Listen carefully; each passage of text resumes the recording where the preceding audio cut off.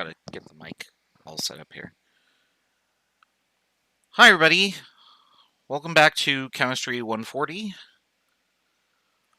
We're going to be finishing up Unit 1 today and starting Unit 2. I don't really have much to say other than that, since we are at the start of the quarter. There aren't really any announcements to make. We were talking yesterday about not gravity, but we were talking about the scientific method. We left off on this slide about scientific theory and how it compared to a scientific law or a scientific fact. We're going to talk about gravity a little bit, just to illustrate what we understand about gravity and whether we should call it a fact, a law, or a theory, because the result might surprise you. So, how does gravity work? What do you know about gravity? What is this mysterious thing that makes stuff fall on Newton's head, like the fairy tale that we've all heard? Well, from a physics perspective, and I actually gave this sort of discussion. Oops, that didn't quite work here. Hold on, let me get this. That should appear. Okay, cool. We're going to do a little physics here. If I have any object, and I have any other object, so we'll call this the sun, and we'll call this the earth. Those objects are attracted to each other following the gravitational force formula. So the force of gravity that attracts them together is equal to the gravitational constant times the masses of the two objects. And it's either divided by radius or radius squared. I think that it's radius because if it was energy, it'd be radius squared, I believe. Something like this. It's proportional to mass over distance, and as you get two things closer, they attract more. So there is an attractive force between any two things. Now, way back in the Newton era, here's Newton with his curly hair.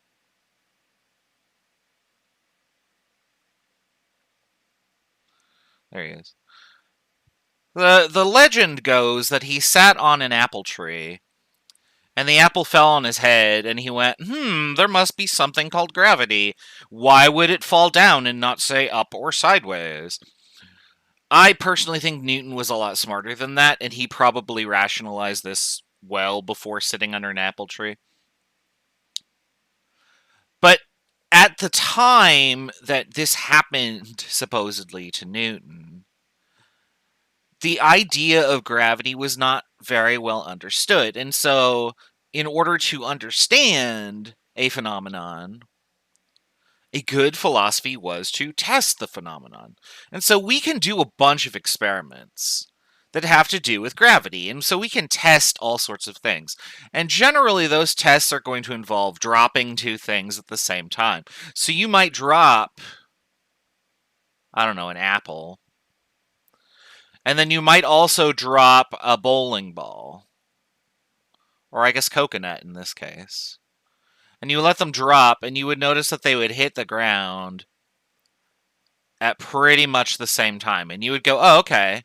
Our conclusion would be things fall down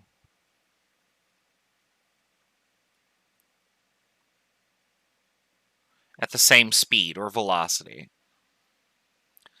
But then you could do another experiment where you drop the coconut or a bowling ball or whatever. I'll just keep calling it. I'll keep doing fruit stuff or something. And then next you decide to drop a sheet of paper. And while this one falls down on the ground, this other one goes like this until it lands down here. And this takes time. And you might think, okay, well, maybe it's related to their weight, or maybe there's air resistance, or maybe there's any number of things. But what's going on here is that people are following the scientific method while they're doing this. So they have a hypothesis that answers some sort of question. What's going to happen? Well, I think they both weigh the same, or they're both roughly the same shape, or whatever. And then they get their data, and then they get a conclusion, which allows them to either support or refute the hypothesis, or form a new experiment where you do the same thing again, and again, and again, and again, and again, and again. And so this is how science works. So one philosophy for this is to just try things and then explain them away the best that you can. Now, I'm going to show you an experiment that tries to eliminate some variables. And so one of those was atmospheric effects. Now, I played this video last quarter, and it did give me a copyright strike, so I have to actually mute the audio. So there we go. And I got a copyright strike for it because it was from the BBC. I should clarify, when I say copyright strike, what I really mean is, oh, we're going to monetize your video, but nothing else bad supposedly happens, so, like, whatever. I'm not putting these online to make money. Like, I have no interest in monetizing videos. I'm already being paid to teach this class. So, I just find that these examples on these specific YouTube videos are actually really good. So this is going to be a bowling ball, which you can see right here, and a bunch of feathers. This is these two objects just dropped. What I want you to do is use your knowledge and make a hypothesis. What's going to happen when we drop the feathers and the bowling ball at the same time? And once you have made that prediction, watch this video, which I've also linked in the notes for Unit 1. And here we go. Bonk. And there go the feathers. Is that more or less what you predicted to happen?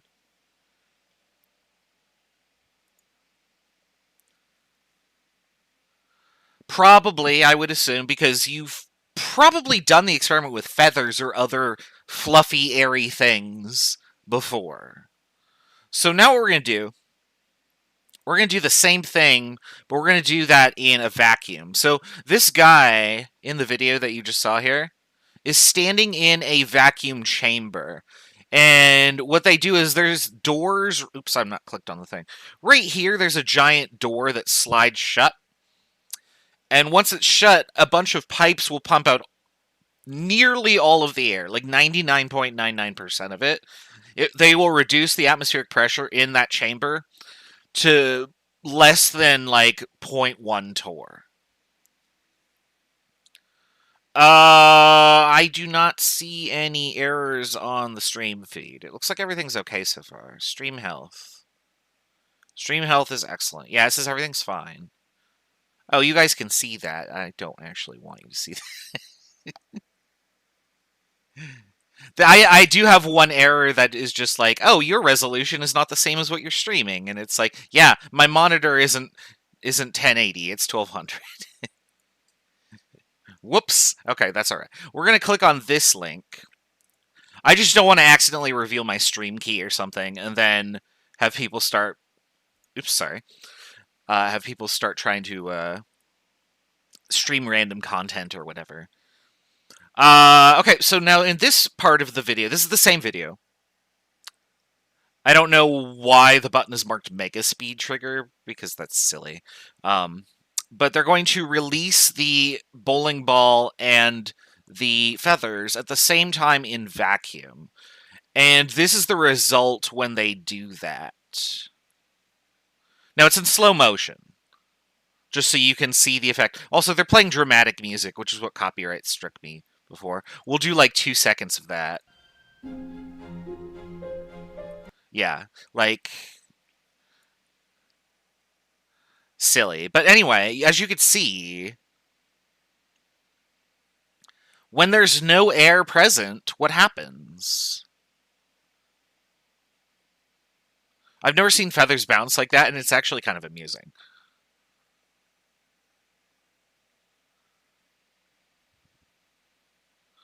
But as you'll notice that when you take air resistance out of the picture, everything falls. at exactly the same speed. And they both bonk at roughly the same time.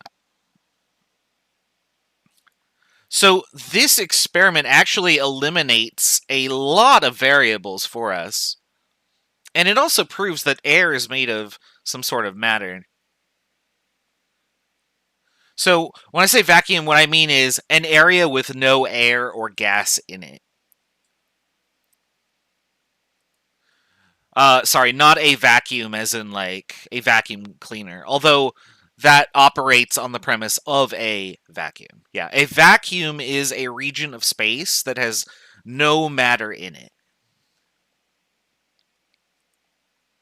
What am I doing? Lastly, we have the moon experiment.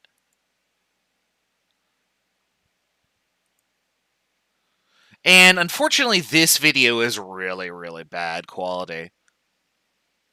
And the frame is not the correct height, apparently. All right. So in this video, they're going to drop a feather and then something else. I think it's a hammer. And I am going to play audio for this. A feather. In my right hand, a hammer. And I guess one of the reasons we got here today was because of a gentleman named Galileo a long time ago who made a rather significant discovery about falling objects in gravity fields. And we thought that where would be a better place to confirm his findings than on the moon. And so we thought we'd try it here for you.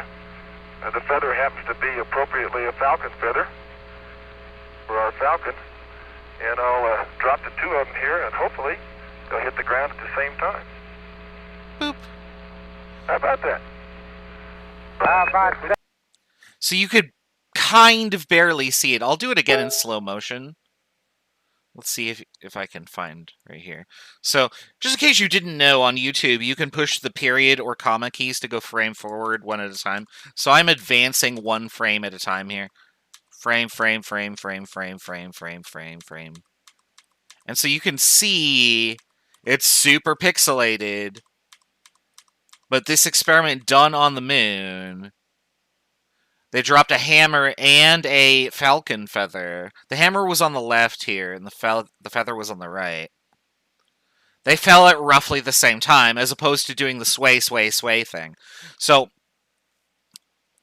these two experiments, the one that's done in a vacuum on Earth, and then the one on the moon, which is essentially the vacuum of space, these both showed that air resistance had a major part in how feathers drift and also how things drop. And if something has a high enough surface area, air will slow it down so that it changes how long it takes to fall down. Now, those are great experiments, but do they tell us anything about why this happens? And the answer to that is no, not really. So if we don't know why two things are attracting to each other, but we've done all these experiments to show what behavior is occurring, what would be the term that best describes our knowledge of gravity? Would it be fact, law, or theory?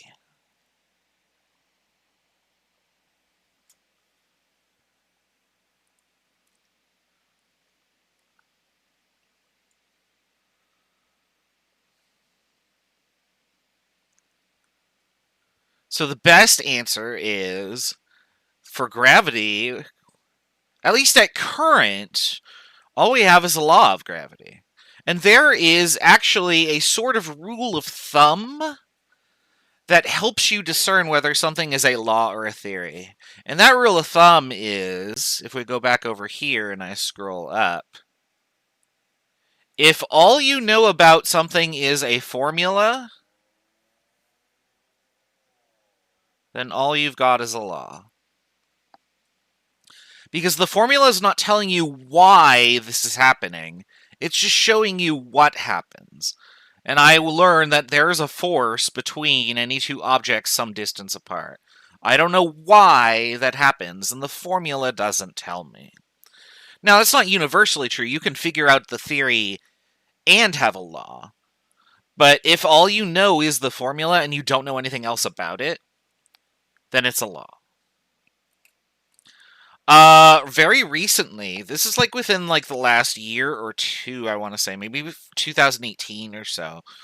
There was you may have heard of the LIGO experiment where they detected gravitational waves from, and this is my understanding, it might be incorrect, two black holes bonking into each other. And so an experiment was carried out where they shot a laser down like a 5-mile tunnel, and it bounced off a mirror and came back, and then bounced off a reflector and went down another tunnel. And when it came back, they could determine any sort of interference that occurred, and that would be like a long enough wavelength to detect gravity waves, I guess, or something like that. And so our understanding of gravity is improving, but as for the why this is happening, we're still not there yet. So there is no theory of gravity yet. I'm in the wrong window. That's why I'm confused here. Okay.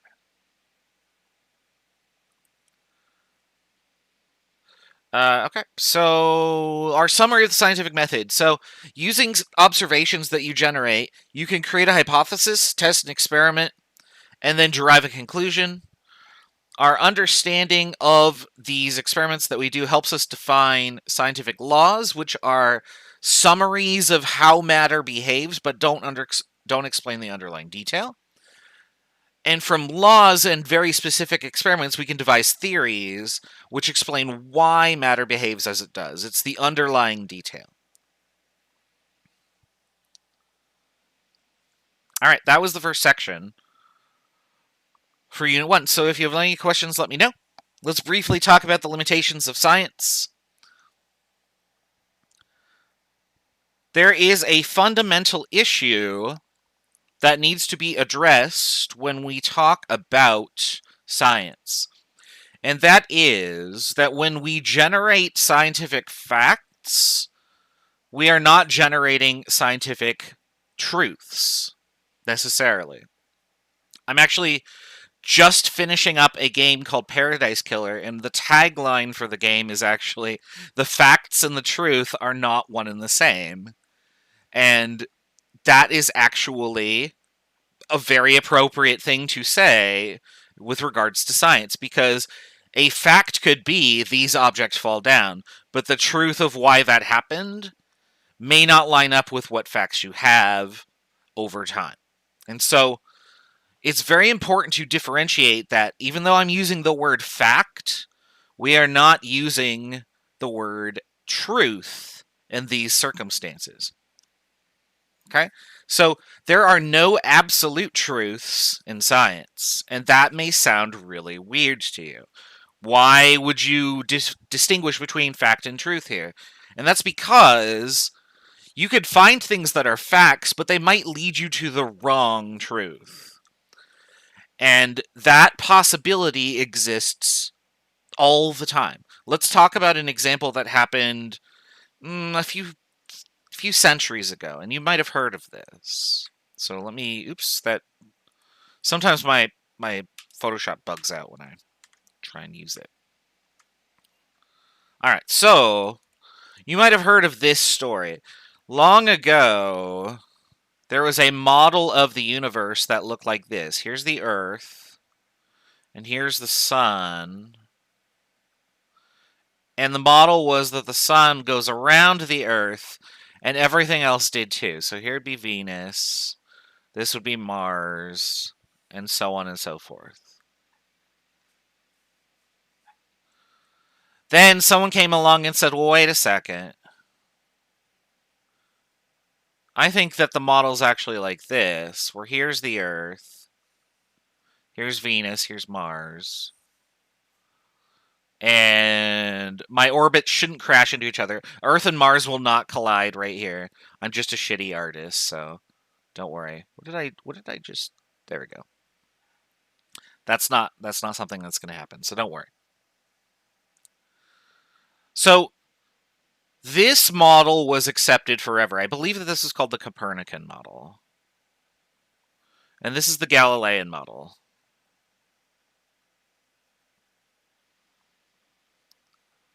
And so for a long time, this was accepted as correct because all of the evidence that they had found suggested that this was the model that best fit those descriptions. So they had put a bunch of facts together, and this was their truth. And then along comes Galileo, and he goes, well, wait a second, I'm going to do an experiment. I'm going to try and look at Venus and see what I observe at a given time. Because I never see Venus at night. I only ever see it when it is near the sun. So that'd be in like these directions. Because at night, we would be looking out over here. And guess where Venus isn't? It's not over here. If we were in this model, if Venus was down here, you would be able to see it at night. So let's try and do this experiment. Let's try and find Venus and see how we observe it. And we'll state all of the facts and we will generate a new model. And what was observed was that, well, if Venus is orbiting the sun, we would only ever see it if it was in like these positions. We would never observe it at night because it's not behind us. It is not we are not between Venus and the sun, is the conclusion that Galileo drew. So the conclusion ended up discarding this previous truth as false. And the new model that we go with today is this one. Okay? So that's an example of how you can have facts, but you might come to the wrong conclusion. And unfortunately, that is true with anything that we do in science. Everything that we generate is models. And so every fact that I present to you is going to be accepted as a scientific fact. But what's really crucial is that early on in your scientific career, if you're planning on being a scientist, you need to take everything with skepticism at some level, but not completely skeptical. So, like, you don't have to be skeptical that, like, oh, this molecule has been tested to be safe, but maybe it will be bad. So, like, having skepticism over something like vaccines or something is probably unfounded. But knowing that, even though all of these experiments have been done to show that, I'm trying to think of an example here that we could prove wrong in the future. Maybe like how an electron moves around an atom. So we have an accepted model for that. But there is a possibility that we could discover some new peculiarity about electrons that throws our model into question. And in reality, electrons are actually, like, I don't know. I can't even make up an example because all I know are the current models. So the possibility always exists that we can disprove what we are working with, but in the moment that we are here, we can accept the facts that we have as our current truth. Okay? In other words, the truth is not immutable. So let's suppose that we are doing experiments and we end up disproving some theory that we have. What's the consequence of that? Theories and laws and facts are evidence that you just observe. But laws and theories that are the basis from those facts are conclusions that we have drawn. And so if something ends up disproving those, what do we do? And the answer is, well, we're going to have to revise our theory. Maybe the theory is true unless this circumstance happens, and then it follows this guideline. Or maybe we've just proven that the theory is not useful anymore.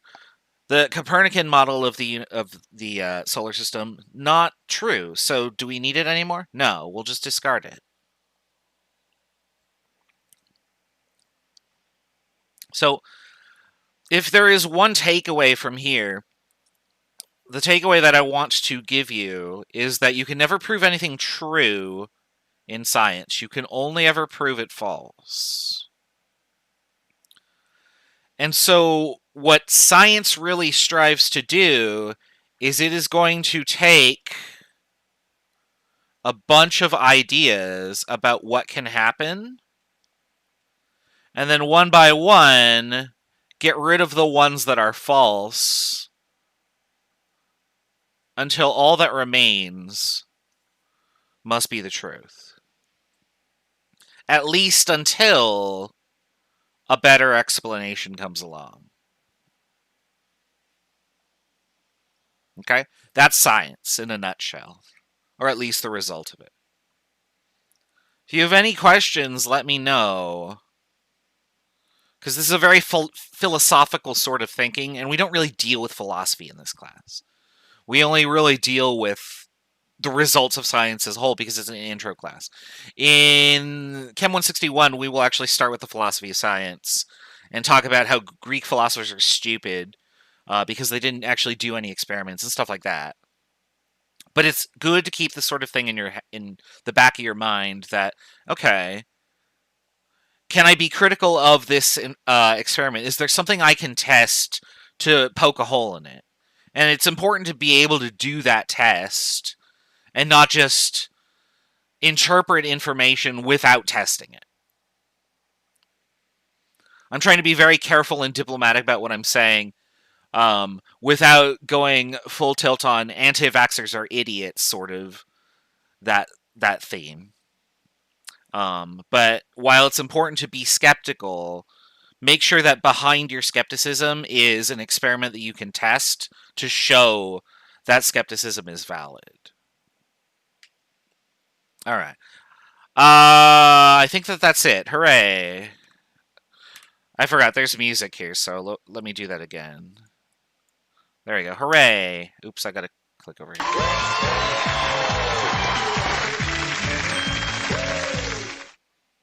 What about flat earthers? They need to for the flat earth problem, the issue is that an experiment would need to be carried out to verify their claims, and I have never seen any sort of experiment.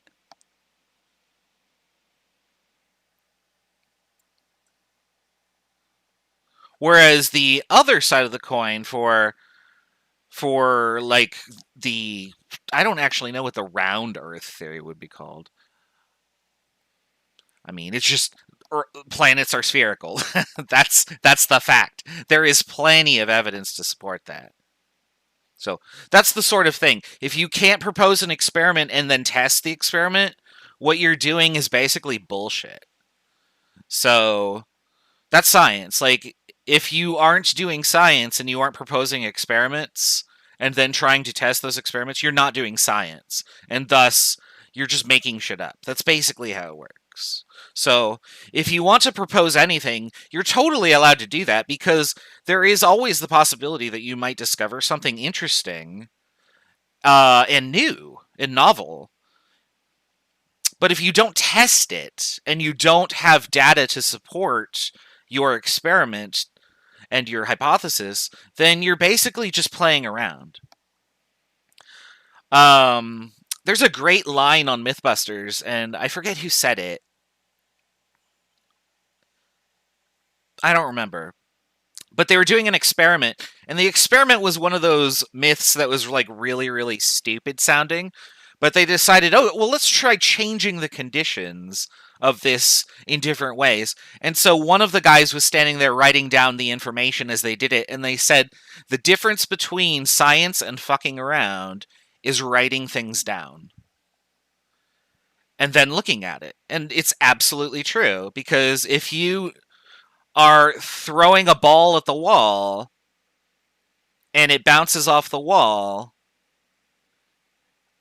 you're just playing with the ball. But if you throw it at different speeds and you measure the speed at which you're throwing it and then measure how far back it bounces, even just qualitatively, you've suddenly started doing science. And that's a really cool thing. It's also kind of fun to just say that the difference between science and fucking around is not very, very much. So that's why I think science is cool, because everybody can do science and you can do it in any way you want. Do you want to keep your ink annotations? No. You're going to have black screen for just a second because I need to load the Unit 2 slides. Unit 2 is all about numbers. What we are going to do is revolutionize the way that you look at numbers. If you have never taken a chemistry class or a science class before, we are going to break everything you know about addition and subtraction. Basically, as a scientist, or from the perspective of a scientist, we have been teaching you math incorrectly since like first grade.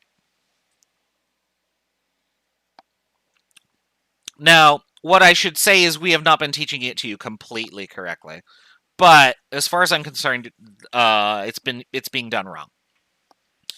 And the reason for that is because in science we assume that any number that we are given comes from two places. Either I counted it or I measured it. If I count it, it's exact, and thus there's no error. But if I measure it, there is some error involved, and we're going to talk about what that is in this chapter. Like, what is error? What does it mean to have error in a measurement? If I tell you that I am 6 feet tall, is that exact or inexact? Am I exactly 6 feet tall?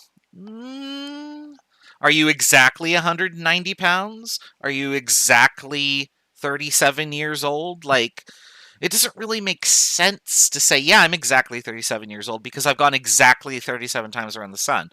No, there's a little bit more or less based on where you're rounding from, right? So that's what we're going to do in this section, is we're going to talk about how error propagates in answers and measurements, and then how we deal with that in numbers. So here we go. First thing that we care about is that the need to measure things is ubiquitous in chemistry and in all science. Are these slides on Canvas? Yes, you can find the slides on Canvas once you've completed the orientation module.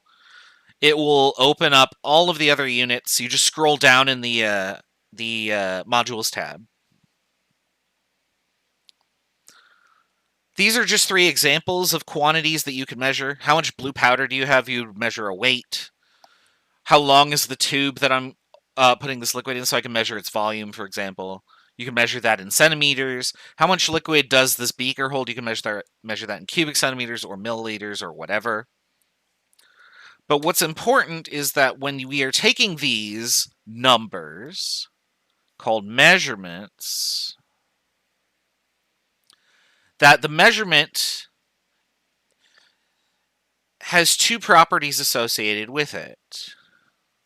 One of those properties is going to be, I'm going to just give an example here. We'll say this. One of these properties will be the value.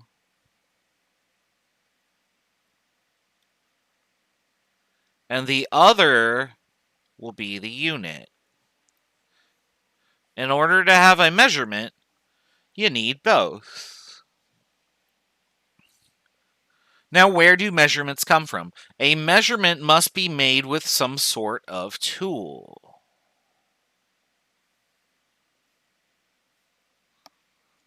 For example, you may not be able to measure the length of an object using your eyes. Like, you could probably approximate the length of the object, like 1.1 meters or so, but you couldn't get much closer than that.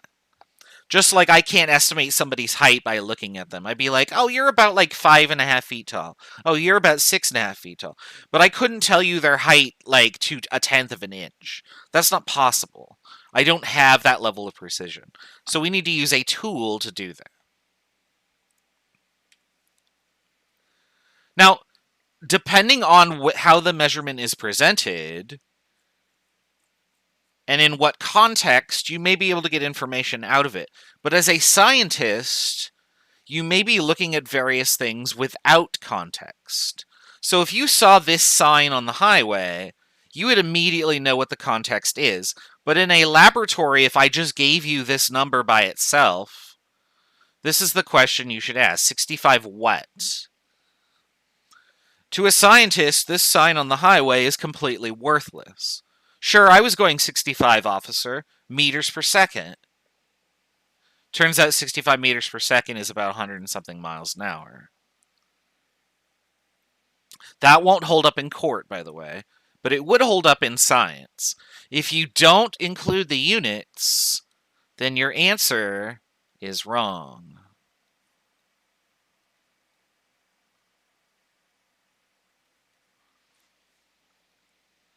So for everything that you do, you should be writing the units for your answer. So make sure that whenever you're writing down a measurement, you are putting the units with it. Now, this will apply to all of your lab stuff. However, and I hate this part, this is where teaching an online class sucks.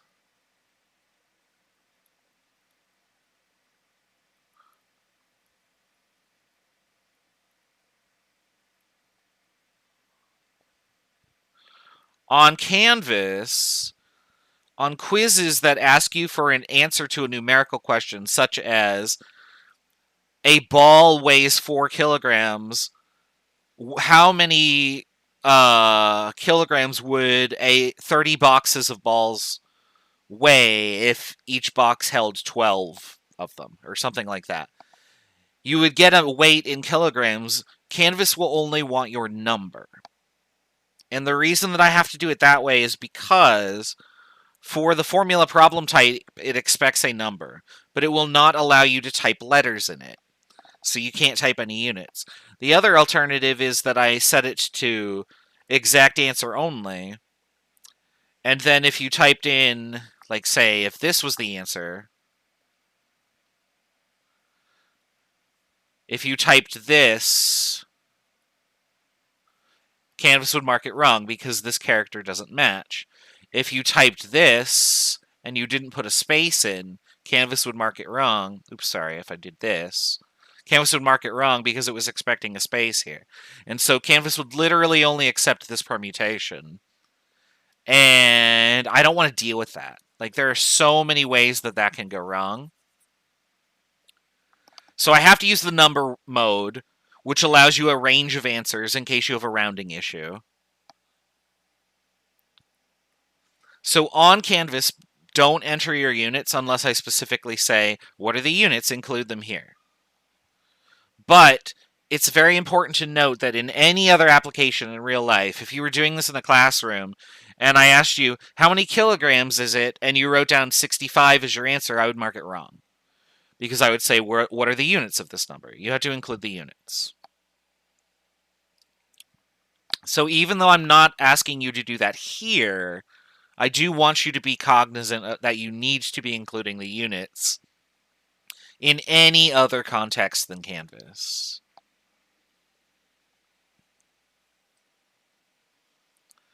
All right.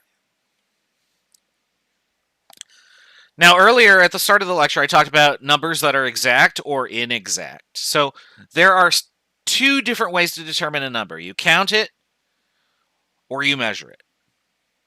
If you are counting something, there's no error. For example, if I counted the number of people that were on the feed right now, so let me go back to this screen here, the screen that I didn't want you to see before, and I don't have the actual information on the screen, so that's fine.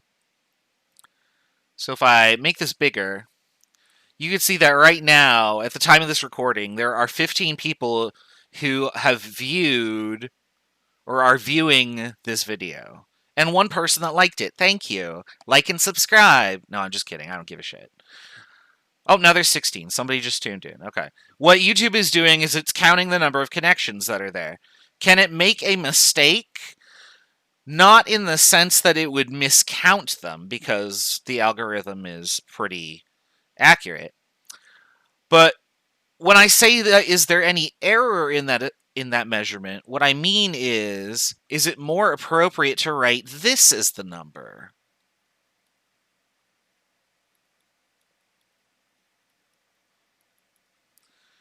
And of course, looking at this, you'd be like, well, no, that doesn't make any sense. You can't have 0.1 of a viewer, right? You can't have fractional viewers.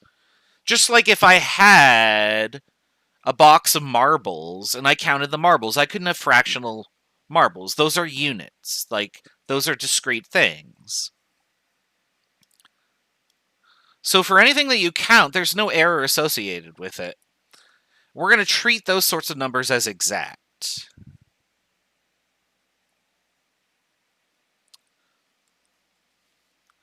Now, anything that we have counted previously and just don't want to count anymore, we call a definition. So, for instance, a minute is 60 seconds because somebody decided, I'm going to count to 60 of these smaller unit, and that's going to be a big unit. That's a definition. I no longer wish to count this. We're just going to make it so. Both of these things are considered exact. What does it mean for exact? We're going to worry about that later when we talk about sig figs, but I want you to remember that exact numbers have no error. The opposite of something being exact would be measured. Or, I'm sorry, inexact, which would be something that's measured.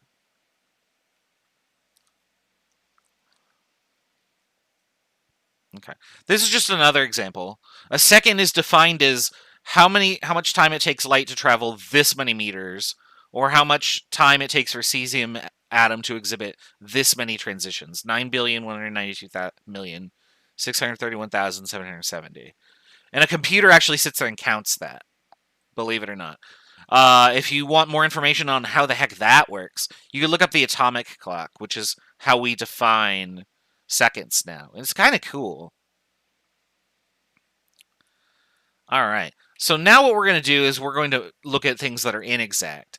Anything that's a measurement is inexact because our perception is involved in it somehow. So, for instance, I have water that I'm looking at right along the curved part of its meniscus. And this is not erasing for some reason. There we go.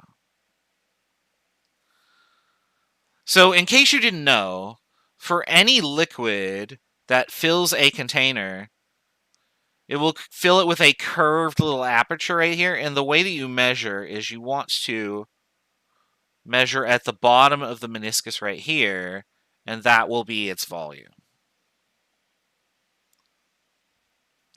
And again, this is called a meniscus. I can't spell it correctly. I don't need any of this. You know what? We'll clear everything. This right here, meniscus. There we go. Now, if you didn't know that, what you might end up doing is measuring from some other position, and so you would get error. So, like if I was up here instead, oops, and you looked at it like this, you might end up reading this as your answer, and you get a number that was too large. Likewise, if you were reading it from below, you might get this as your answer, and it would be too small. So that would be a type of error that you could measure. And that would be called systematic error. You're just doing it wrong. But even in the event that you are measuring correctly, you might have a range of numbers that you think the answer is. This is something that is easily shown in a laboratory setting where I could put water in a beaker, like, I don't know, something like this, and we'll say, okay, here are two lines. And I go like this, and I say, how much water is in there? And I ask you to just tell me the numbers that you think is in there. And I bet a bunch of people will just go, oh, I bet it's 25 because it looks like it's halfway. But a bunch of other people will go, oh, I think it's 24 because it's slightly less. And then yet others will be, oh, I'm going to estimate 23 or whatever. You get a range of answers. And the reason that we get that range of answers is because our eyes and our understanding of measurement is slightly different from everybody else's. And so we will interpret things slightly differently. We would all agree it's not going to be 30 in this container. It's not going to be 20. And it's not going to be 29 or 21. But as we get closer to the right answer, there starts to be some suspicion about, well, is it 24 or 25? Is it 26? Probably not, but I don't know. You can eliminate some things, but you can't eliminate all of them. And so there is some reasonable suspicion as to what the correct answer is. This results in what we would call an inexact measurement. An inexact measurement uses a tool, but is subject to some level of interpretation.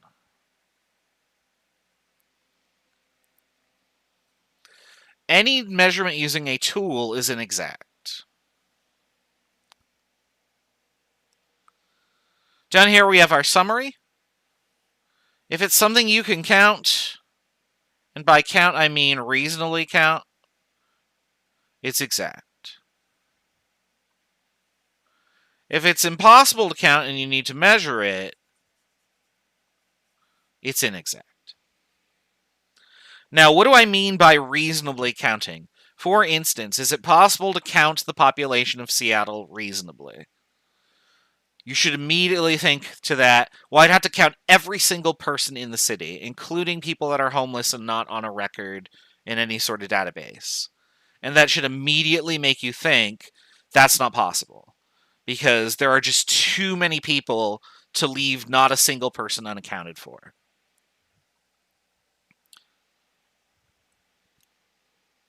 So if I were to estimate a population, that would be inexact. I can't really count a population, even with a census, because you can't trust the census as every person. Not everybody does the census, or not everybody even gets the census. So we would conclude that that measurement would be inexact and is actually a measurement. It's an estimate, even though it is something that you could count by one at a time. I could count people pretty easily. Could I determine the number of people in a room? Yes, I could then go 1, 2, 3, 4, 5 and count every person, or stand at a doorway as they came in and hit a clicker with each person that comes in. Then I would get an exact number, assuming I followed the correct procedure of push the button every time someone comes in. Now, is there error associated with the procedural part of pushing the button every time someone comes in? Yeah, if you get tired or distracted, you might miss a button. Or maybe the machine fails and it counts twice instead of once. So those are a different type of error. Those are systematic errors and random errors, which we'll talk about later on today. So what I want you to do, and I realize that this slide down here is a little bit out of date. I want you to look at each of these numbers, and I want you to tell me exact or inexact. And if they are exact, or I'm sorry, if they are inexact, tell me what tool would measure them. Okay. So type your answers into the chat. We'll go over the answers together in just a bit.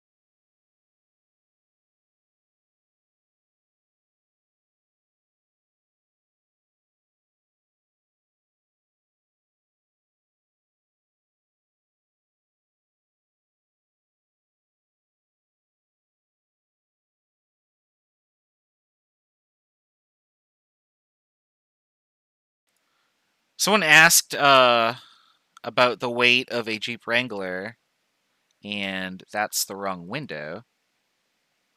But I did just look it up, because I'm sure that I looked this up when I wrote the problem. And there you go.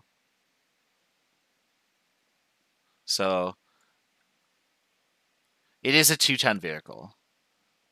And I do own one, actually.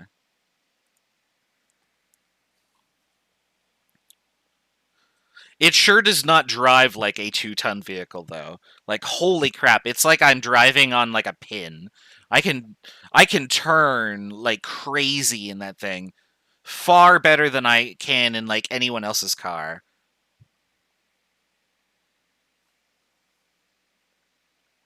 Yeah, I love my Jeep Wrangler. I'll let you guys keep working, so I'll be back in just a second.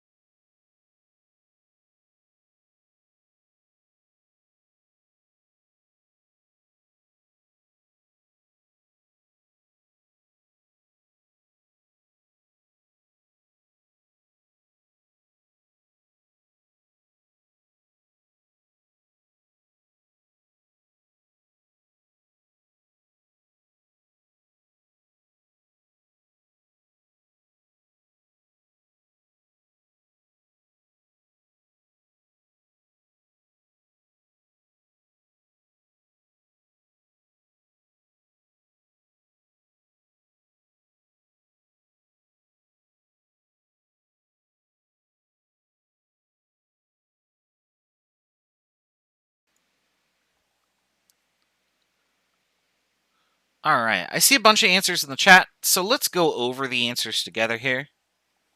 And then we'll take a break because we're about at that time. So there are 24 hours in a day. This is a definition that we have come up with based on the second and then the minute. So this is exact. There are exactly 24 hours in a day. Now, interestingly, if I said there are 365 days per year,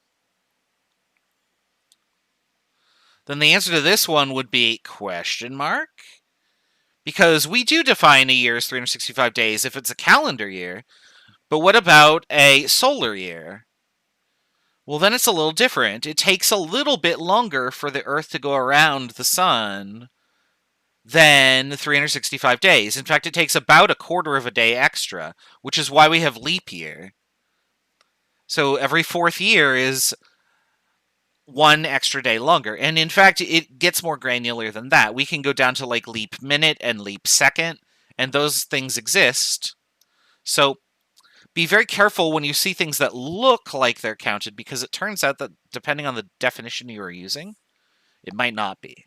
Yeah, 365.25 is a good approximation to 5 sig figs, but even that is not exact. My commute is 13 miles. Is it exactly 13 miles? Like, if this distance was 13 miles, do I drive exactly this far? Or do I drive a little bit further or not as far? This is inexact. If it was 0.333, then we'd have a leap year every 3 years. because that 0.33 times 3 would be 1 extra day. This volume right here, a glass of water holds 533 milliliters. I mean, that could be 533.00000, but it's probably not. It's probably any other number.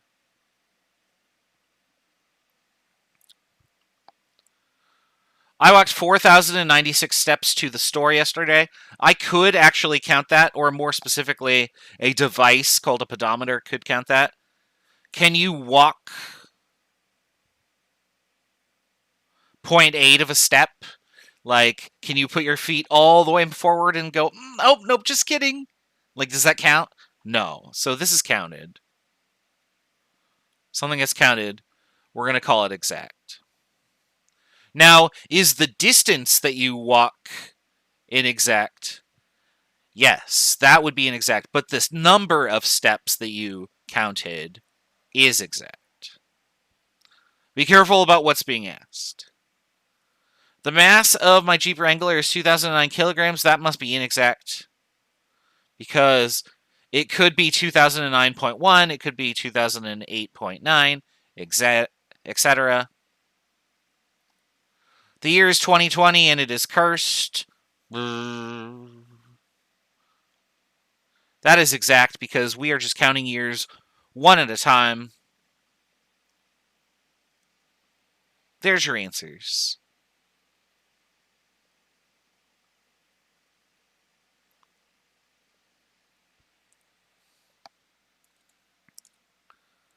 All right, so when we come back, we are going to talk about error a little bit more. But I'm going to put, I'm not going to put that up there. We've already done that. I'm going to put the break time banner up here. Let's put the timer up. And then I got to find Zelda Wave 2. One of these songs that's coming up is probably my favorite song in all of the Zelda Wave stuff. So I hope you enjoy it. So I'm going to hit the timer, start the music, and turn up the audio. We'll see you in 10 minutes.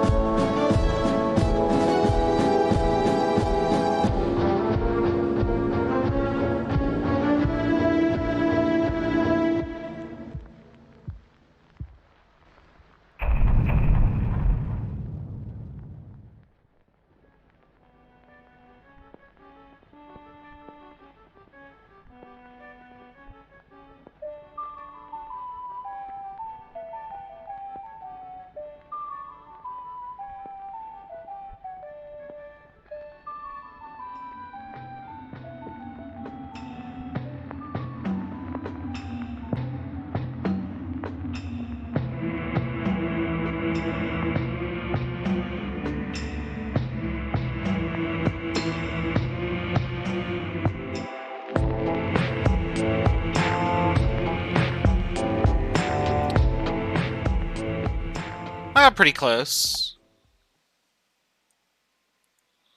I actually got it exactly on 10 last night.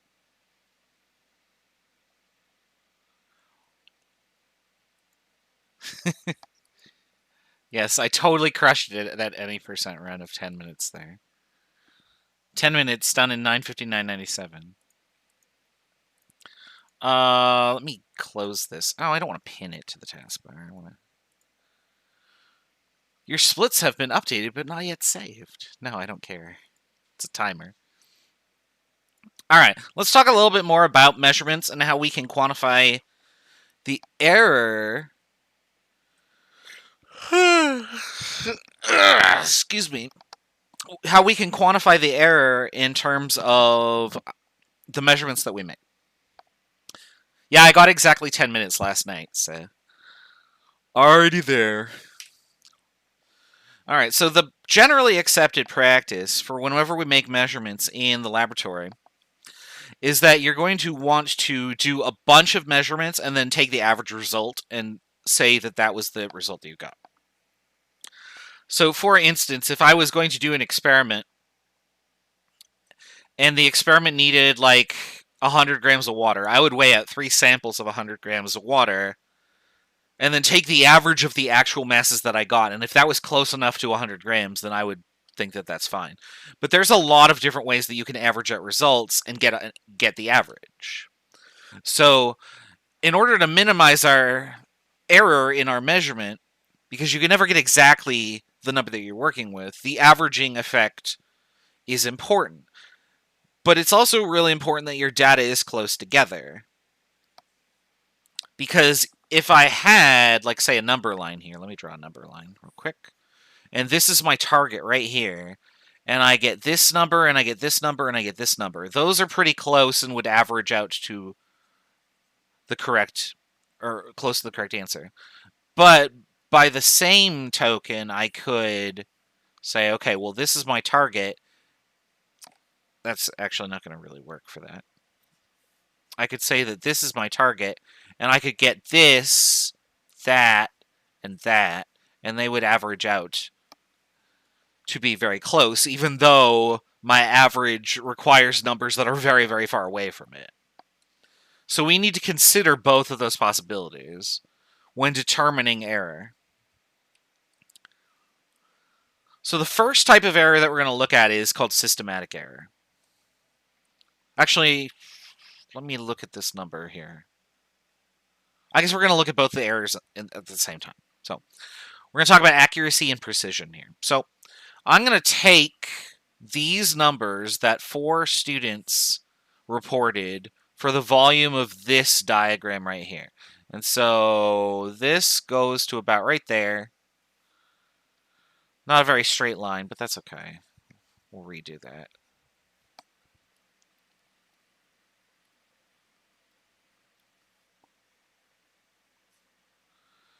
That's good enough for government work.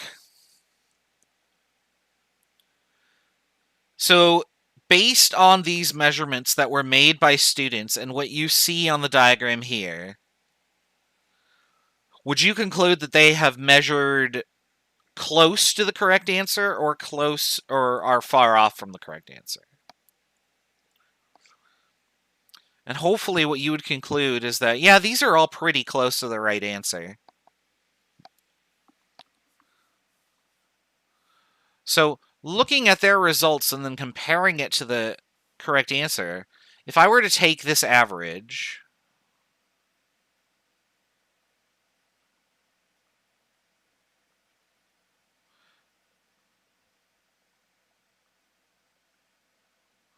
and I compared it to what we think the actual result is, or the accepted answer,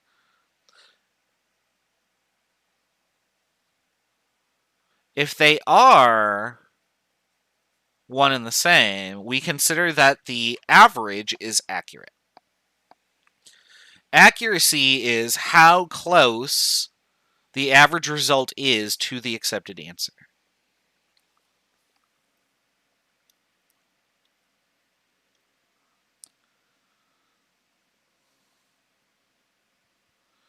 Now, the second type of error that we want to consider is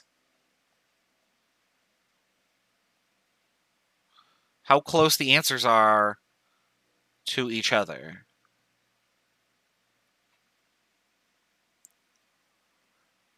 And so these numbers measure to the hundredths place, but they are measured down to the tenths place. And they differ in the last position. Those are all really close together.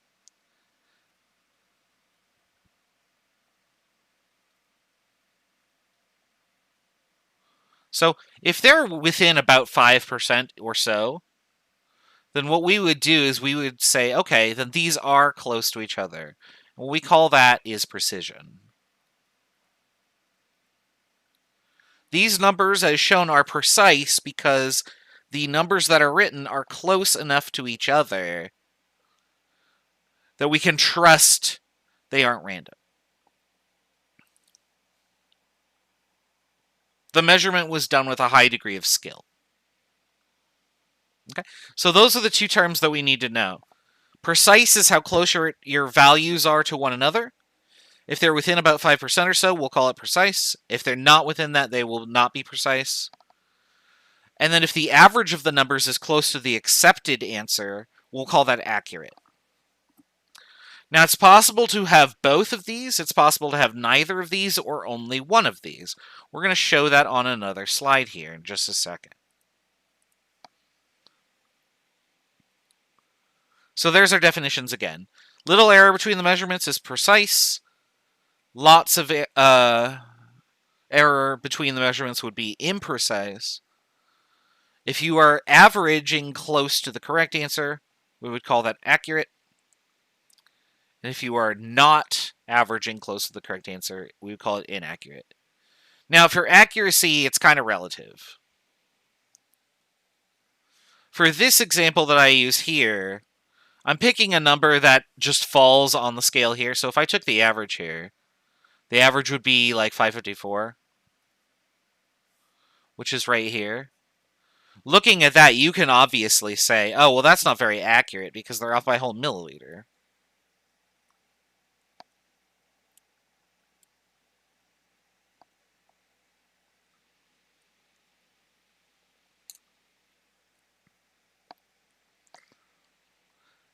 If I was just giving you the numbers, you might think, oh, well, that's relatively close, right? So I'm not going to give you a percent for how close you need to be for accuracy. I'm going to make it obvious for you when something is not intended to be accurate. For this visual example, you can see there's a large deviation here. And so we would call this not accurate or inaccurate. But if I look at the precision, they're all very close to each other. They're all within 0.1 or so. The maximum deviation would be from here to here would be 0.2.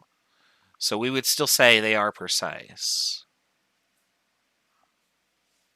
And so you can do this with any set of values.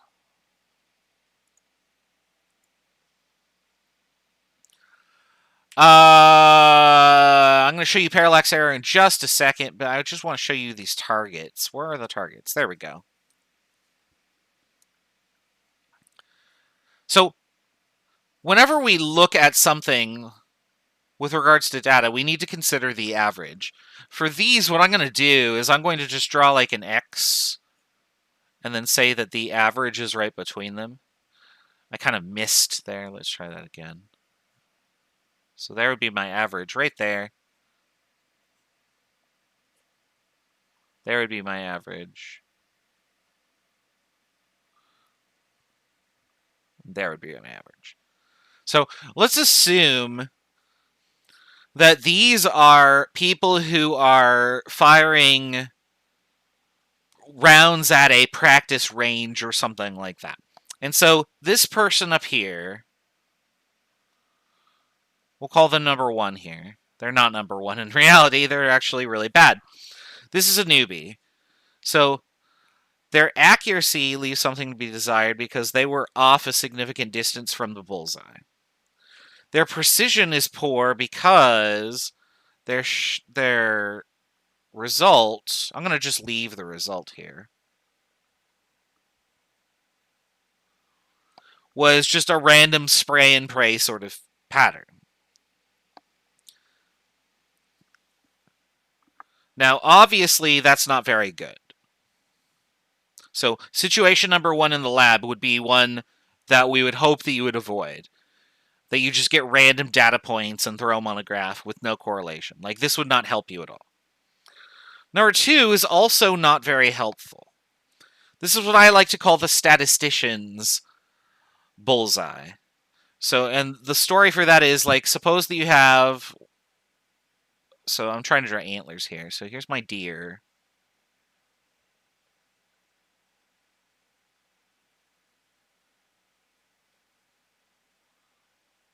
There's my deer. And so you're going hunting. You're a statistician and you're going hunting. And so you fire about 20 meters to the right and 20 meters to the left. And the deer dies because the average of those two shots was a kill. That's not how hunting works. That's not how anything works, right? So in the laboratory, this is called dumb luck. If you are getting data points and then you average them to the correct accepted answer, you haven't really done the experiment correctly. You just got lucky. And the odds that that can happen aren't zero. Oh, crap. Give me a second. Somebody is at my door. I'll be right back.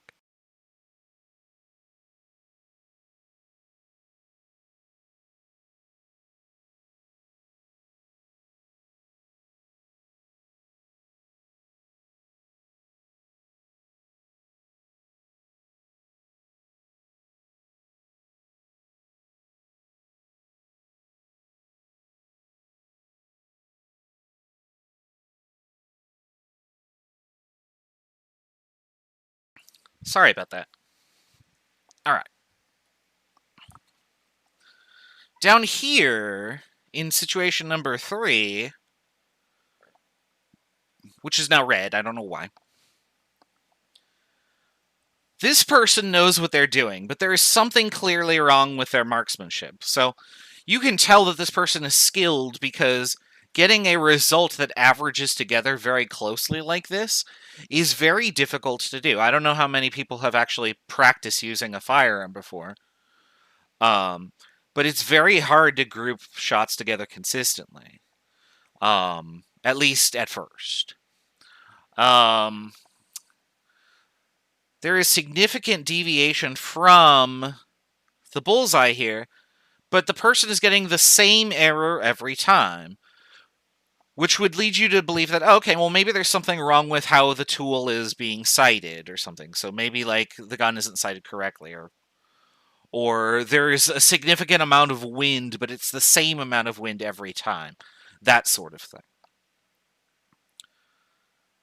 This over here is my orcish gang leader marksman from Shadowrun who has 12 points and pistols. You hit the bullseye every time when you throw 12 dice. Everything is in working order. There is very little error between each measurement. The average is very close to the correct result, which would be the bullseye. This is what we desire in the lab, but I do realize that it is not practical for first-time students in a laboratory setting to do that. So this is the next best thing. Okay? So the ones in red are what we care about. If this was actually in a lab course and you were doing experimental science, what I look for is that your numbers that you get are, generally speaking, close together. I don't really care about the correct answer so much. I'm just more looking at your technique. Because it's very possible to be just off from the correct answer because you missed one step. But if you did that one mistake over and over and over, you would get the same result, like this. If you made a bunch of mistakes all over the place, then you end up in one of these two situations. And that's a problem.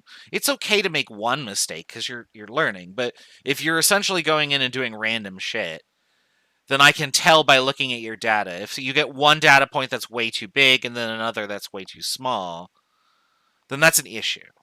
Okay? So in the laboratory, you should work on your precision with tools and then worry about working on your accuracy. All right.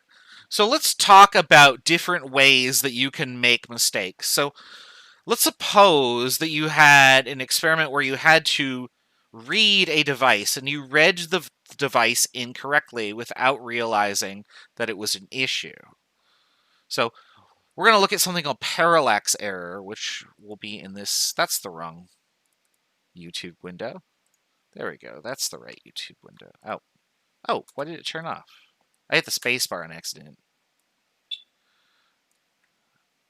I think I captured the top there.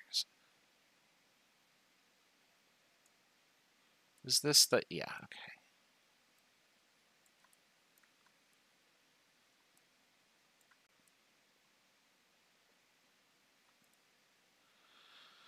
All right. So it's hard to see, unfortunately. I think it zooms in a little bit and focuses. But you're going to be looking at this little thing and then the needle right here. And it should focus... I'm going to zoom in here. I'm going to say this looks to me like the answer is about 2.41 grams. So we're going to write down the answer that he thought when he was looking at it from the right side here. So based on where this needle is, he thinks that the answer to the report would be 2.41 grams. Now, if I were on the other side here, and I looked at it, I'd say, no, you know what? That looks a little bit more like maybe 2.66 grams. And so we'll write that answer down too. There's a significant difference between those two answers.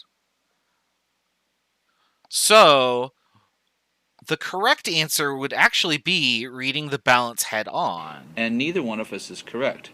The best way to circumvent parallax errors is to look at something front and center, which is fairly obvious, but sometimes you forget it. So let's just think about this here. If I look at it from the straight and center, what I find is that looks like it's about maybe 2.56 grams. So the correct answer depends on the technique that's being used here. And if you use incorrect technique, you can get all sorts of various answers incorrect, as it were. Now, of course you're going to look at a scale head on, right? Like, why would you stand way over there?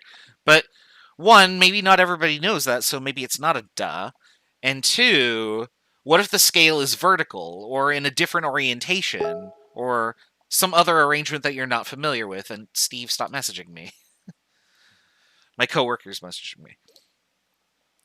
So, and that situation that you could find yourself in could be applied to any other tool. If you don't know how to use the tool, you're not going to be able to get the information out of it correctly. If you are using a balance, yeah, it's Google Chat.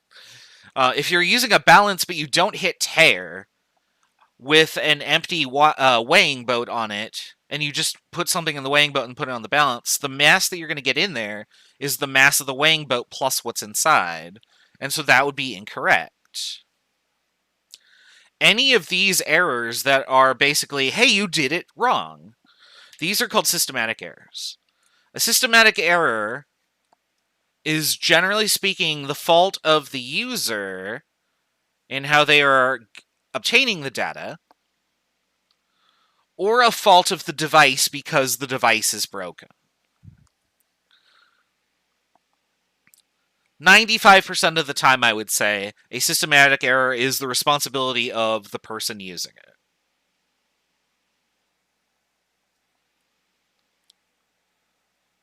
And you can just basically sum that up as, oh, I didn't use this correctly. Okay. Now, whenever you do a procedure and invoke a systematic error, if you get the same error repeatedly to occur, your accuracy is affected, but your precision will still be okay. This is how we make the analogy for the target with the cluster of shots that are off of the bullseye.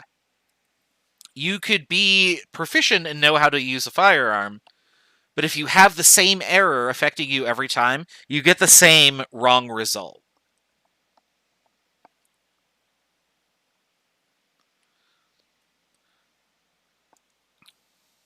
All right, so systematic errors always affect your data in the same way just because of how that error occurs. Now, systematic errors are not the only type of error. The other type of error that occurs is called random error. Random error, like its name implies, is random. What does random error come from? In the firearms example, random error would be wind. Wind is essentially random. It blows in any which direction and could cause a deviation to go left or right, or even up or down. Your hands shaking or your breathing patterns or things like that could also be random error to some degree. Like, there is definitely a technique for breathing when you are firing a weapon. But if you didn't know that, and it only affected your result a little bit and randomly each time, we would consider it random error. Now, an interesting feature about determining whether something is systematic or random is the effect on averaging that it has. So systematic errors cannot be averaged. And the reason for that is because if this is your target number and here are your results, the average will always still be off of the correct answer. You will still have some deviation because a systematic error affects your accuracy. What I should say is they can't be averaged out, sorry. So you can't average the results to get rid of the systematic error. On the other hand, if all you have are random errors,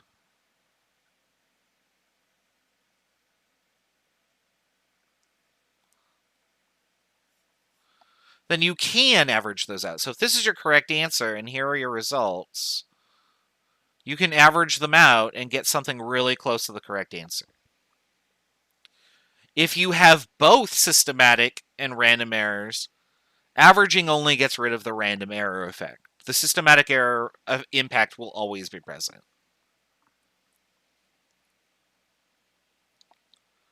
Where is my cursor? There it is. Generally speaking, random error affects precision.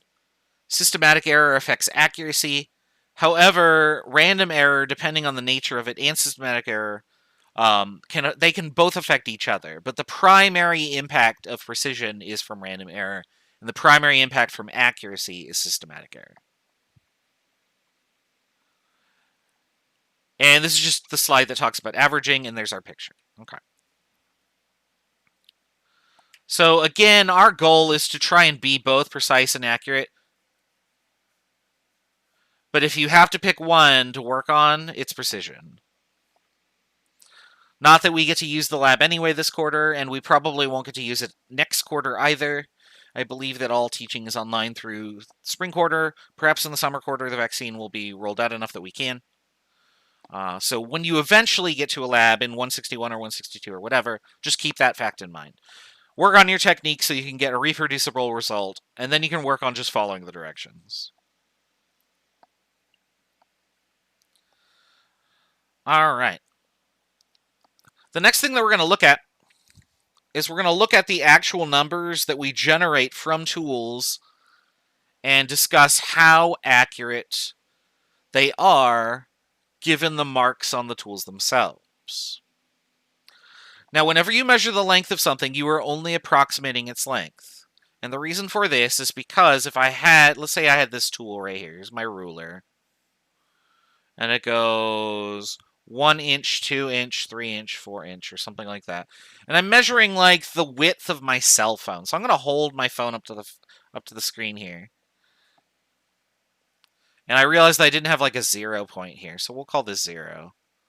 And my phone goes to like right here, we'll say.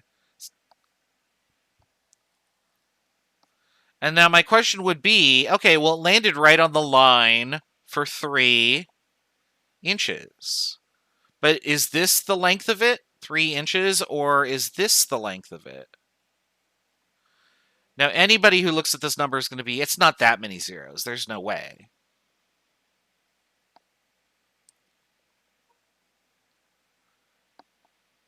Yeah, you like my ruler? I don't know. It could be rather accurate. I have no idea. When I held my phone up to it, though, I put it against the screen and it was like, wow, that's right on 3 inches. And that was when I realized I didn't have a zero. So,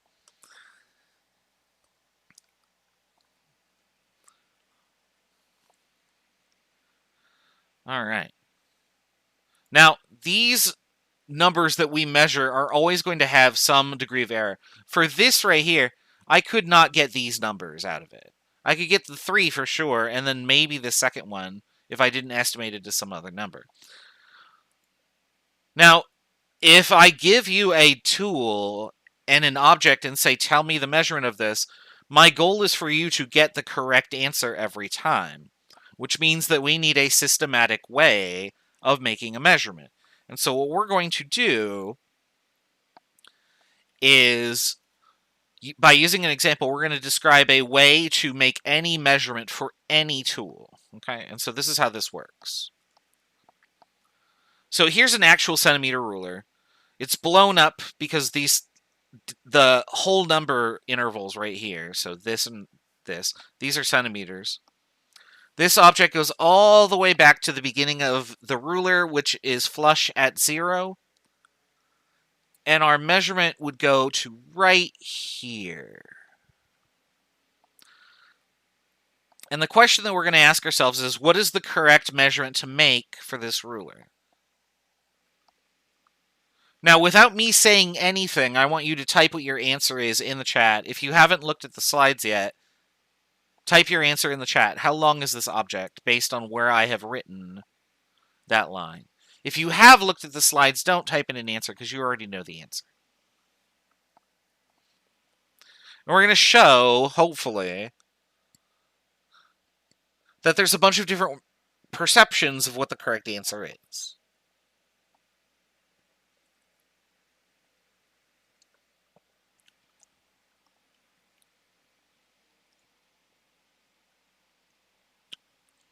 Or maybe there's just one perception because only one person is out there.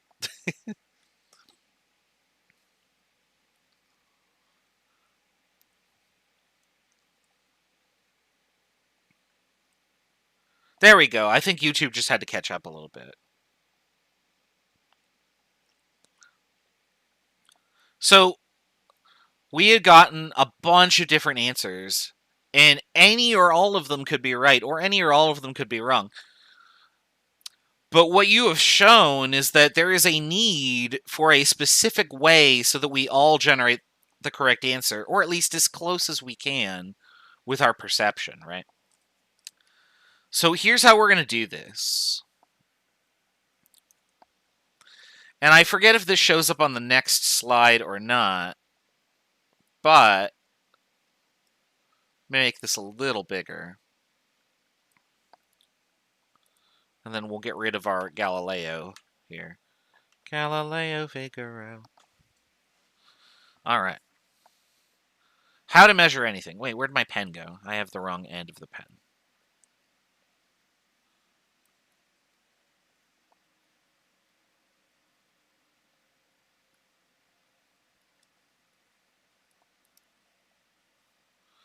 So for any scale that has markings on it that can be assigned to numbers, use the following rules.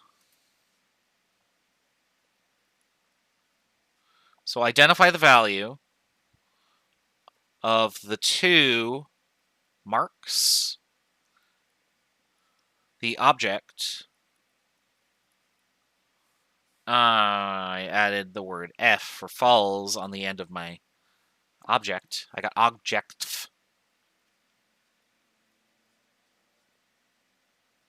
Falls between. So going back to the diagram here, I would say that for this line that I've identified would fall between, let's get another color, this mark right here and that mark right there. What are the values of those 2 marks? Well, if I have 4, 5, 6, 7, 8, 9, 10 marks, or 9 marks between each thing, that must mean that each mark represents 0.1, right? So this mark right here would be 11.6, and this mark would be 11.7. And you have already done that, because all of your answers are approximately 11.6 something, right?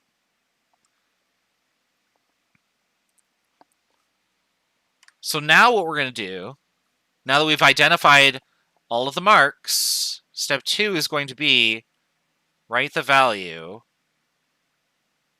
of the smaller mark. So let's do that. The mark that we observed our object to fall between was 11.6 and 11.7. The smaller of those is 11.6 centimeters.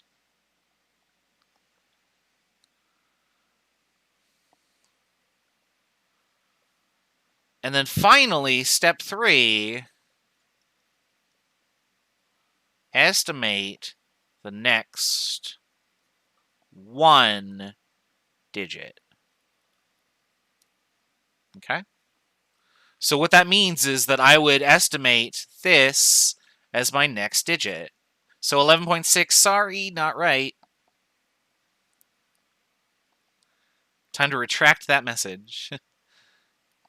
I'm going to estimate the next digit there. So I know that my object falls between 11.6 and 11.7. Let's write down all of the values that fall between those.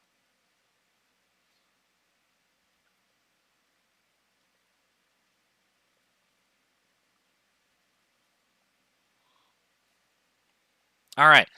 All of these, more or less, with the exception of that would not work for our situation. All of these fall between 11.6 and 11.7 and would be our guess the next one digit. Are there any that we can eliminate as the correct answer? Well, if it landed right here on 11.6 on the line, it would be this guy. It didn't, so it's not. Is the next digit 11.69? No, and what you can really do is just go no, no, no, no, no, and get it down to a region of maybe. Of those, the one in the middle is the most likely answer.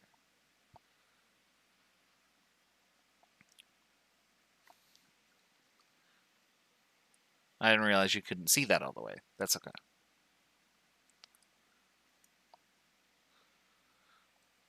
Now, do you need to write down all the numbers and cross them all out every time? No. Just pick the number that you think is the best approximation of this. So you would say, well, it's a little less than halfway, so I'm going to pick 11.64. Or you could say, oh, it is halfway. I'm going to pick 11.65. Or you could say, oh, it's a fair amount less than halfway. I'm going to say 11.63. It's like a third of the way. Any of those answers would be okay. Any other answer that I've crossed out or any other answer with more digits or fewer would be wrong. Okay? So this is how you identify the measurement of an object in this class. And so we'll put 4 here, and then this answer will be correct. Okay?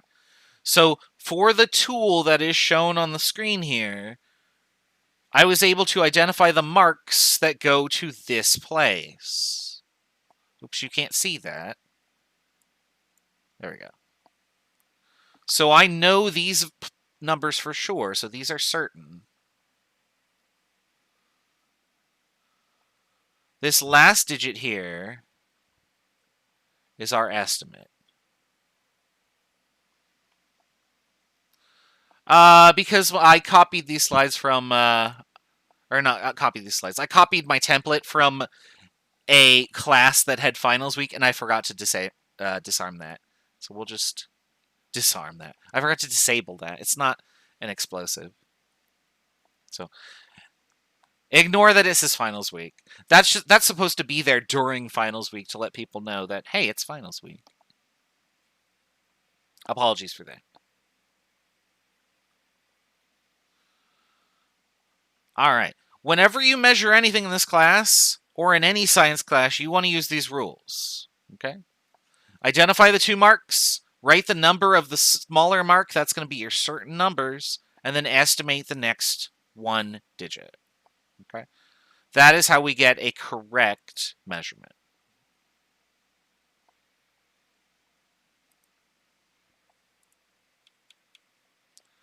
I got to get rid of all my text here. Where's my cursor?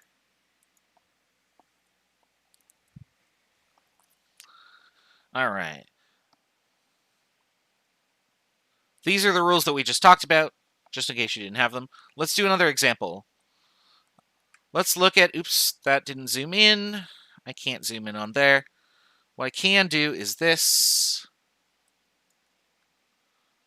So we're going to look at object A. I'm going to make object A real big for you.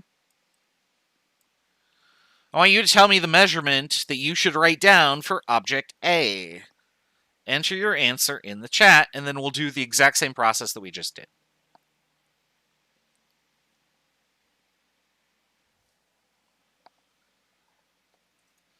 While you do that, I'm going to go fill my water because I ran out. I'll be right back.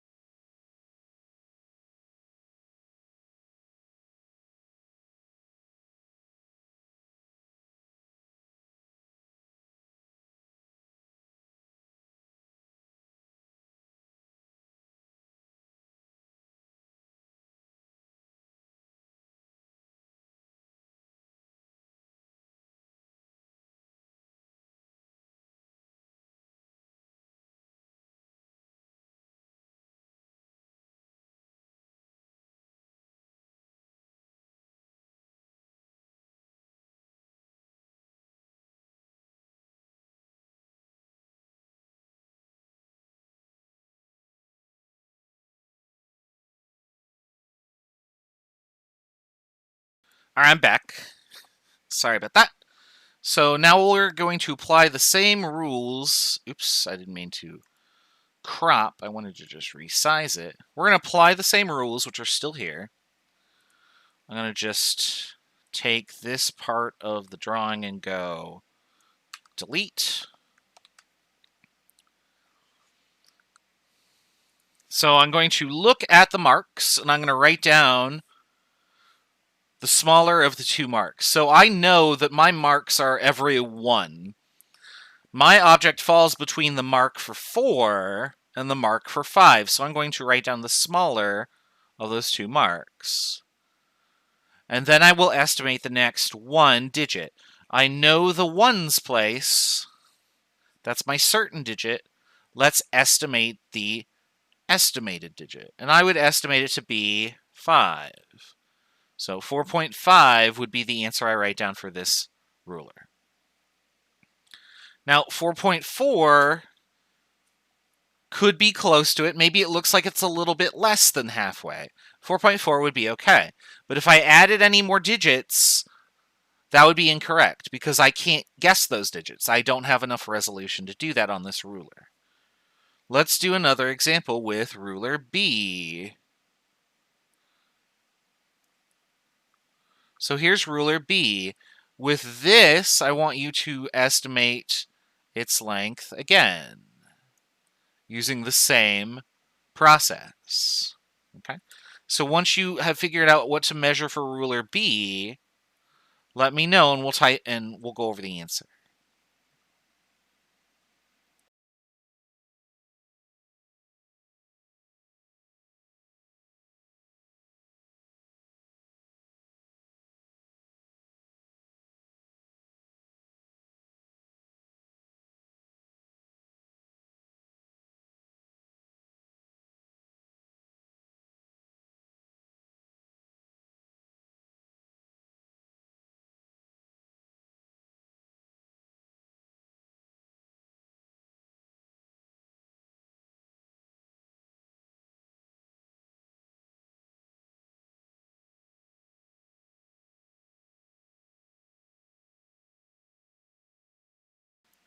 All right, so let's now consider your answers. So, as you can see, this falls between the mark for 4.5 and 4.6, right? So when I go over to write down my measurement for B, I don't get any pen at all for some reason. There we go. So it falls between 4.5 and 4.6, right? The smaller of those two. That's my certain numbers. I need to guess the next digit. And so I would estimate it to be, well, it looks like it's halfway between them, so I'd put 5.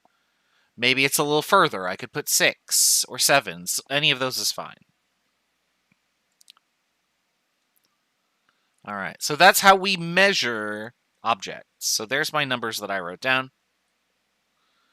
Now, can you see how in ruler A, because the marks are not as dense, I don't get as good of an answer. But over here, I have marks that are much closer together, and that gets me a better, more precise answer.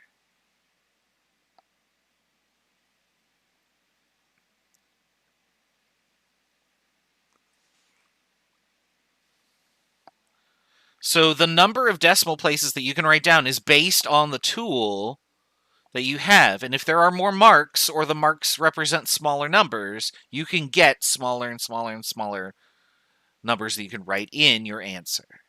Okay? So be careful. Make sure that you're not just adding extra digits when you are using a tool. All right.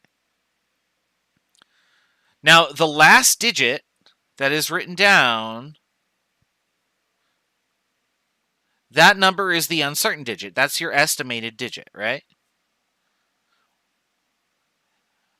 While people have uncertainty with measuring stuff, machines do as well, due to fluctuation. So if you have a balance, what a balance is basically doing is oops, that's not my, there we go. It's got a pointer that is pointing at a scale, basically, and it's going like this. It's falling between these ranges. It goes and will eventually settle in towards the average, right? If you've ever stood on a balance, it would sway left and right and then slowly balance out.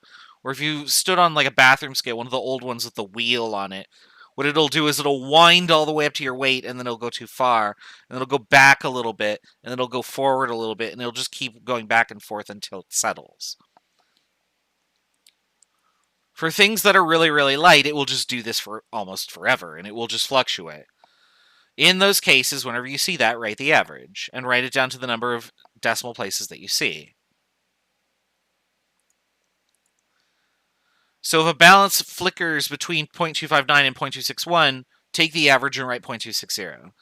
And you get to keep this decimal place right here in your answer, because you know that the uncertainty is in the thousands place. That is the estimated digit. The other numbers right here, the 0.26, are the certain digits. So these are certain, and then this is the estimate.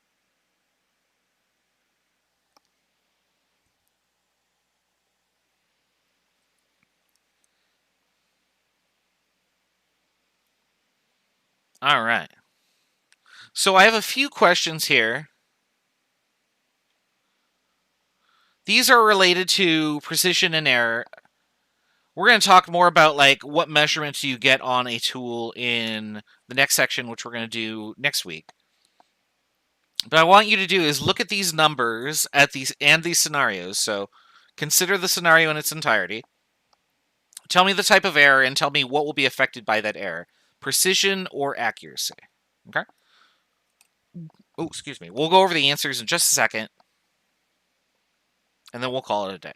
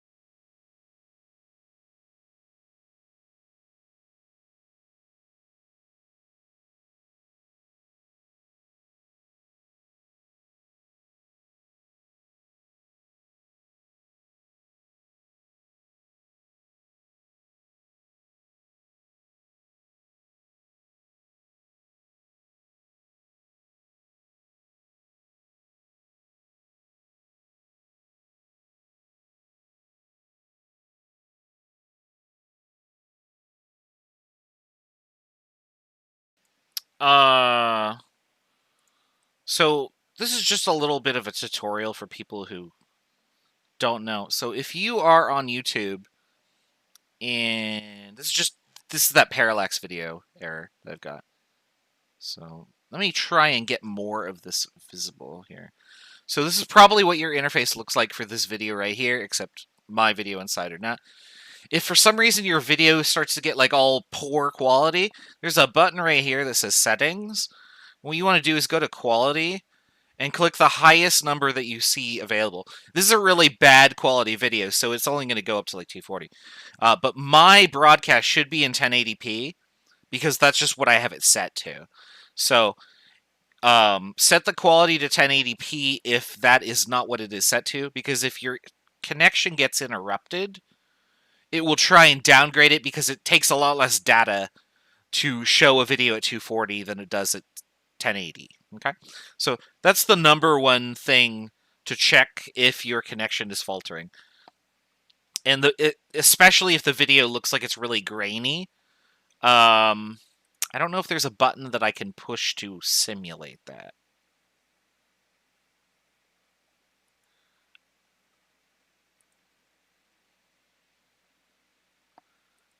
Not on the stream itself, unfortunately. If I did, it would actually go offline.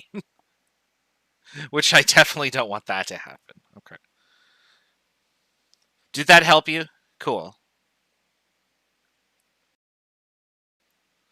It might take a second for it to reconfigure. Alright, I'll do 2 more minutes so we'll go over the answer to these.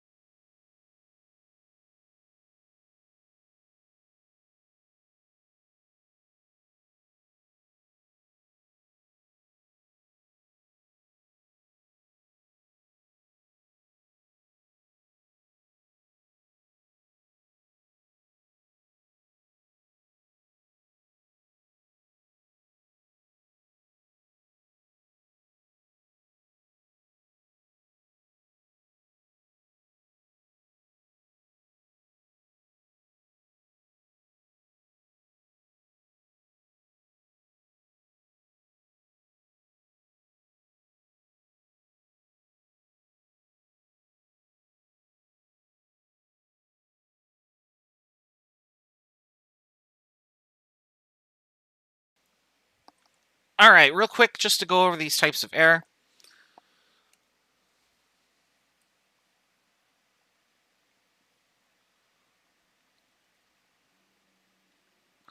So for this first experiment up here, these are actually both part of the same experiment.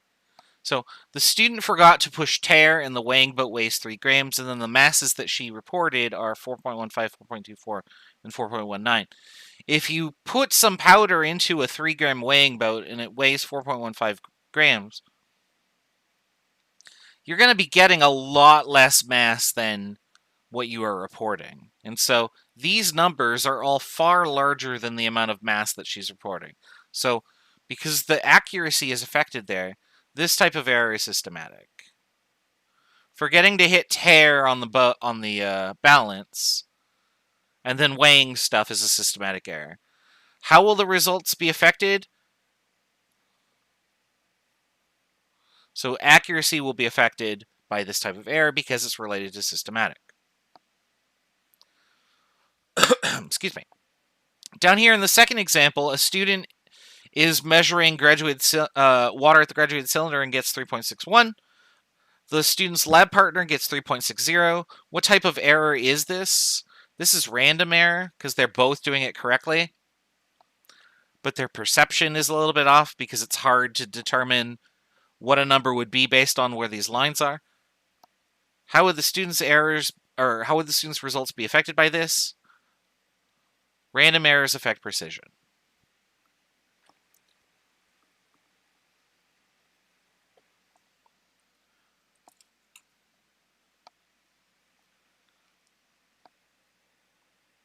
All right. I think that's all we have time for today, right? Let me look at the clock. Yeah, it's already 4:30. Okay.